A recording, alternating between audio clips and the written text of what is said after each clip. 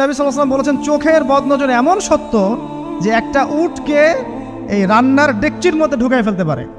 মানে একটা উট খুব সুন্দর ভালো, আপনি দেখছেন মাশাআল্লাহ বলেন নাই, নজর লেগেছে, উটটা মারা গেছে দেন তারপর তাকে জবাই করে খেয়ে ফেলতে হয়েছে। একজন সাহাবী গোসল করছিলেন, গোসল, এটা হাদিস সহিহ, এই আলেম ওলামা যারা আছেন তারা জানেন যে এই হাদিস সহিহ। একজন সাহাবী গোসল করছেন, তার গায়ের চামড়াটা খুব সুন্দর ছিল, একদম স্কিনটা অনেক সুন্দর থাকে না এমন কিছু মানুষ।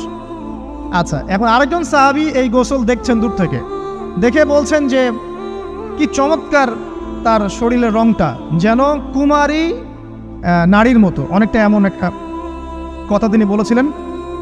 সাথে সাথে এই সাহাবী অজ্ঞান হয়ে পড়ে গেছে। কোন সাহাবী? যিনি গোসল করছিলেন। এটার আপনি কোনো ব্যাখ্যা দিতে পারবেন না তো, এখানে কোনো সায়েন্স দিয়ে বা মেডিকেল সায়েন্স দিয়ে আপনি কোনো ব্যাখ্যা করতে পারবেন না।